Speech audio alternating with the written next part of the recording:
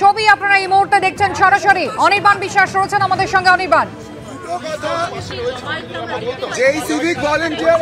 দেখো, তোমাকে প্রথমে জানিয়ে রাখবো যে ইতিমধ্যে কিন্তু এফআইআর লঞ্চ করা সম্ভব হলো এবং সেটা তারা উকিল মারফত ইতিমধ্যে সেটা খতিয়ে দেখে নিয়েছেন এবং সেই সিভিক ভলেন্টিয়ারের নাম গঙ্গাসাগর ঘোষ, তার এগেনস্টে এফআইআর করা হয়েছে। পুলিশ জানিয়েছে যে তাকে কাস্টাডিতে নেওয়া হয়েছে।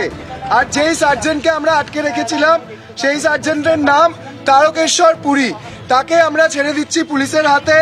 আরবিইউ স্টুডেন্টরা যারা ছিল, আমরা মাস পিটিশনে যাচ্ছি।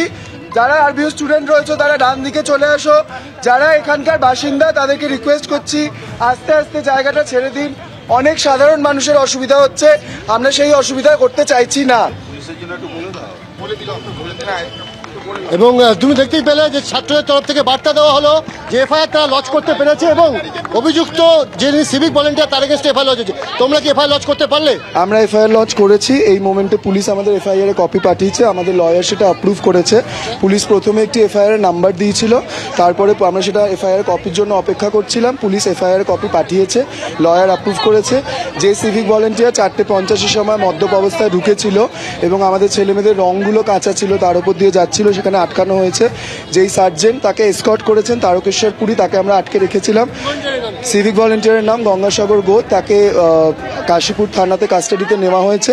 তাকে আমরা আনতে বলেছিলাম কিন্তু টেকনিক্যাল ইস্যুজের জন্য ওনাকে আনা হয়নি, কিন্তু ওনাকে কাস্টাডিতে রাখা হয়েছে এবং এদের দুজনের এগেনস্টে এফআইআর লঞ্চ হয়েছে এবং আমরা একটা মাস পিটিশন। পুলিশ কর্মীর বিরুদ্ধে এফআইআর লঞ্চ করেছে? হ্যাঁ, আমরা পুলিশ কর্মীর বিরুদ্ধে, একজন সিভিক ভলেন্টিয়ারের বিরুদ্ধে আর একজন সার্জেন্ট যিনি এতক্ষণ দাঁড়িয়েছিলেন।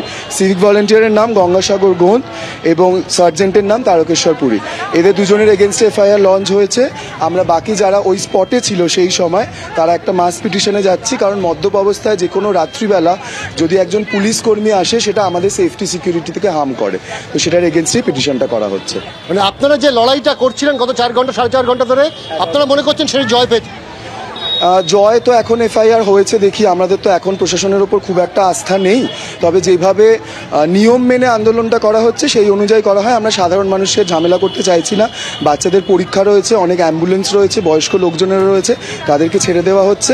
বাকি আমরা এগোচ্ছি কাজ, কারণ আমাদের কাজ হচ্ছে এফআইআরটা লঞ্চ করা, ব্যাপারটা ডকুমেন্টেড করা। সেটা ডকুমেন্টেড হয়েছে, আমাদের লয়ার কনফার্ম করেছে যে আমাদের ডকুমেন্টেশনটা ঠিকঠাক আছে এবং এফআইআর প্রপারলি লঞ্চ হয়েছে।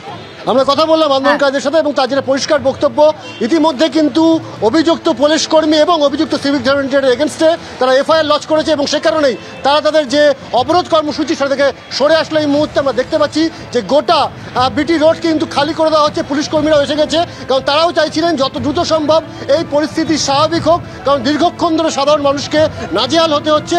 এবং ছাত্রছাত্রীরাও কিন্তু দেখলাম যে এফআইআর লঞ্চের সঙ্গে সঙ্গে তারাও কিন্তু দ্রুত এই বিটি রোড সেটা ফাঁকা করে দিলেন।